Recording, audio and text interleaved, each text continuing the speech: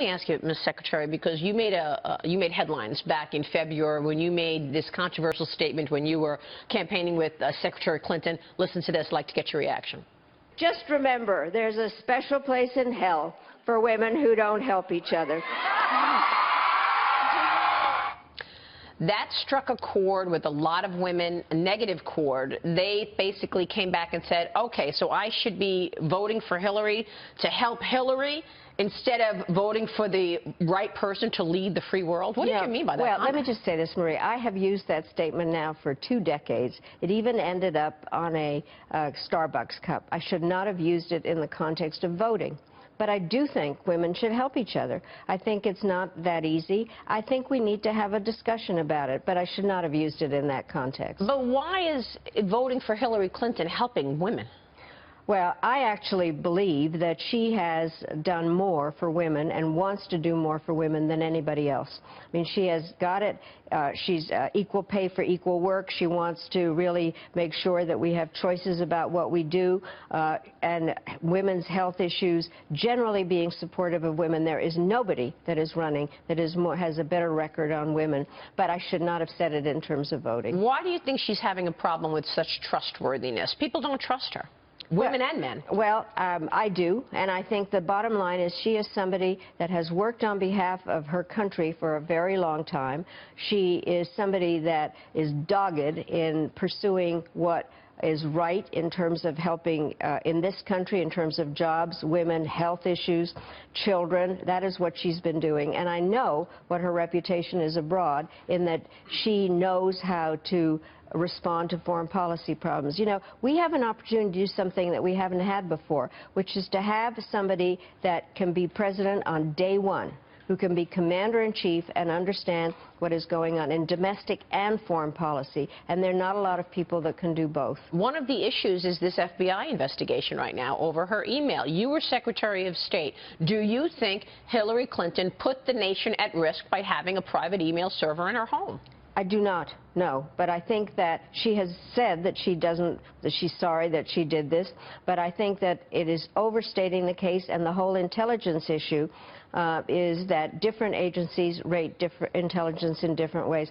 I think Hillary Clinton is totally ready to be President of the United States, and she is smarter about what to do, and she is somebody that has America's best interests at heart. What do you think it says about America that she's competing with a self-proclaimed socialist, Bernie Sanders, and that Donald Trump, a non-politician, has the popularity that he has? Well, I think what's interesting about our system is people can compete. That's what it's about.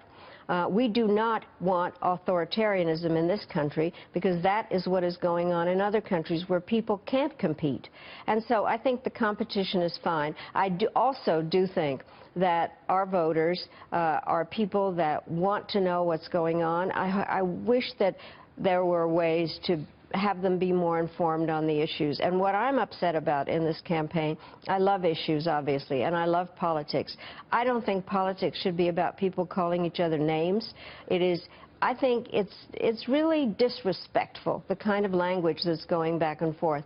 I haven't seen anything like this, and I think it lowers people's interest, and it brings out kind of the entertainment activity, but it's not what our democracy should be about. And yet you had, what, record turnout in some states last night. People are coming out in droves, both on the Democratic and the Republican side. So this election is incredibly energized. People want to have their voice heard. Well, I think they definitely need to have their voice heard, but I would like to know more about the issues, and I bet they would too. And at the moment, I think people, you know, I don't want to speak on behalf of other voters. I know what I do. But I do think that this is an exciting election, but it needs to be about the fixing of various problems. We're a great country, but things need fixing.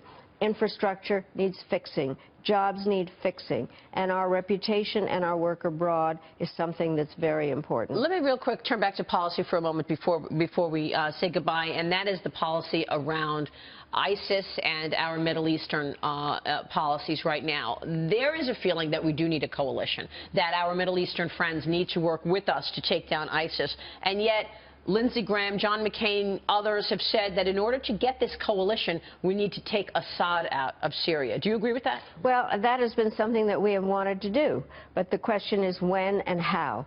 And Secretary Kerry is working on a way of a transition of some kind. We can't do it by ourselves. And now they're looking at a cessation of hostilities over Syria. There are attempts to work this. I think we will do it. We have to keep working at it. But I have to tell you, it is difficult because there's so many factors out there dealing with this issue.